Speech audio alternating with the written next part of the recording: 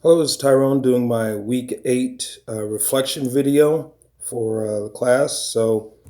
Just reflecting on what I've learned these past 8 weeks. I guess the thing that really stuck out most in my mind was the subjects that covered the family issues, family stressors, such as FRG. Um, Even though it was created, I guess, to alleviate some of the stress experienced by family members while soldiers are on deployment, it can actually be a source of stress. Um, some of the spouses' feelings, how they felt about their loved ones while they were gone, but mainly after they returned, they're concerned for how their loved ones' behavior when they were dealing with PTSD, stress, anxiety, depression from the deployment. On a side note, uh, I've been married my entire well, for the most part, the majority of my military career, and I've deployed twice. And I did not realize, I guess, the amount of stress that family members can be under. And being the soldier, being the focal point for so much, you kind of, I guess, you forget to take time and look at those that are supporting you while you're gone. So that was the thing that stuck out um, the most in my mind these past 8 weeks when we had the material covering spouses and children. Um, One of the other things, children's feelings, how they have anxiety over parents being gone, how there can be some anxiety and stress when once a service member returns home. You have the how the roles have changed, and they try and go back to what they had pre-deployment. And this is actually something that we covered in one of the other sections, which I'm doing in our group presentation. I can't think of it right now, so I apologize.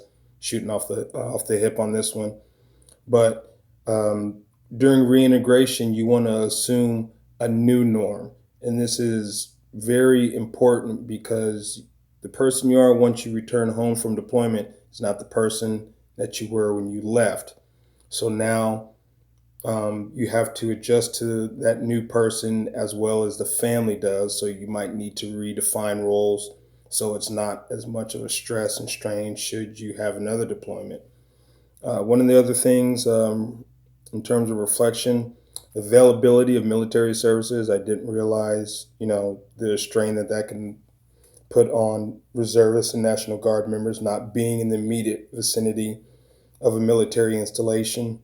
I already mentioned the change of roles. I've got my notes right here, which you can't see. You just saw a blind screen. Sorry about that. Uh,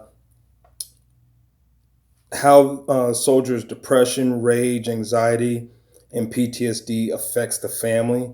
So it's not just the soldier that is dealing with that, experiencing that. It's the entire family.